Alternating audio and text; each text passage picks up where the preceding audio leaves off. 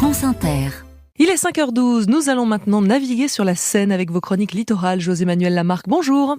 Bonjour Mathilde Munoz. Vous nous présentez ce qui constitue le premier port de France. Et il s'agit du port fluvio-maritime appelé Aropaport, Mathilde.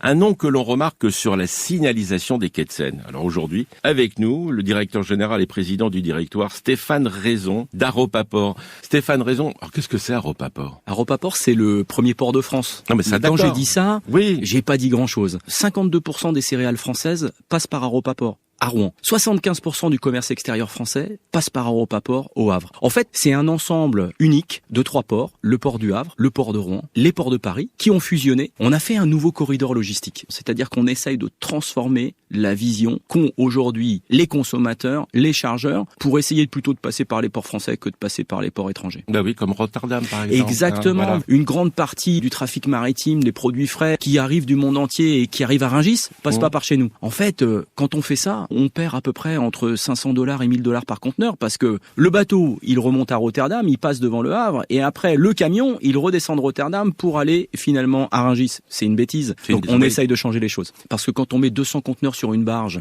finalement on a du stock qui va se balader. À la place de 200 camions. À la place de 200 camions, donc ça veut dire beaucoup moins d'émissions. Et donc ça, c'est de l'argent et ce sont des économies de CO2. On le voit sur le climat. Donc un corridor vert, ça c'est le premier élément de notre stratégie. Vous avez parlé de chargeurs tout à l'heure, on va le redire, les chargeurs c'est les clients, c'est ceux qui ont besoin d'un bateau. Exactement. Alors, ceux qui commandent de la marchandise dans le monde entier et qui l'amènent en Europe. Alors Aropaport, c'est un établissement public de l'État. Oui, alors c'est finalement arrivé avec cet établissement public à une transformation parce que très souvent les ports ne s'intéressaient qu'à leur petit territoire littoral. Et nous, on a finalement un continuum de plus de 300 km de long avec 40 plateformes qui sont situées le long de la Seine, donc des plateformes pour le conteneur, des plateformes pour les matériaux vrac et toute l'économie du BTP, par exemple en région parisienne, se passe sur les ports de Aropaport. On a plus de 70 plateformes au centre de Paris et ces plateformes-là, on va les utiliser pour un événement extraordinaire qui s'appelle les JO. Toute la cérémonie d'ouverture, toutes les estrades, tous les gradins qui seront installés seront sur les quais de Aropaport au centre de Paris. Pendant des décennies, on s'est dit mais pourquoi on n'utilise pas la Seine ? Enfin, ça y est, ça s'est réveillé.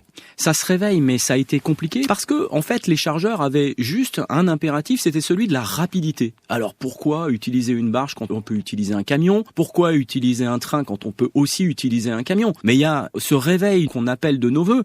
D'une part, éviter de passer par des ports qui sont bien plus chers, et puis d'autre part, arriver à faire des économies de CO2. Et puis on le rappelle, le monde maritime, le monde fluvial, c'est une ouverture à l'emploi. Oui, alors il y a un exemple frappant, c'est notre annonce de l'année dernière avec le premier armateur mondial, MSC, qui décide d'investir 1 milliard d'euros au Havre pour reconfigurer complètement son terminal à conteneurs, tripler son trafic conteneurs, passer de 1,5 million de conteneurs à 4 millions et demi de conteneurs, ce qui doit nous faire passer de 3 à 6 millions. Et ça, c'est 1000 emplois de dockers. Et ce qui est très important, vous réindustrialisez. Ça sera notre grand enjeu des années qui viennent, la préparation des plateformes pour changer notre industrie. On est marqué historiquement par l'industrie du pétrole. La moitié de nos trafics, comme d'ailleurs celui du port de Rotterdam, ce sont des trafics pétroliers. Ça va s'arrêter. Alors est-ce que ça s'arrêtera à court terme, à moyen ou à long terme ? On verra. Mais par contre, nous, on a une nécessité de transformer l'industrie, de la relocaliser. Donc les usines de panneaux solaires, les usines d'automobiles électriques, les usines de nouveaux carburants, tout ça, ça va se localiser au meilleur endroit finalement en France. Pourquoi le faire dans les ports ? Parce que dans les ports, on dispose de la multimodalité.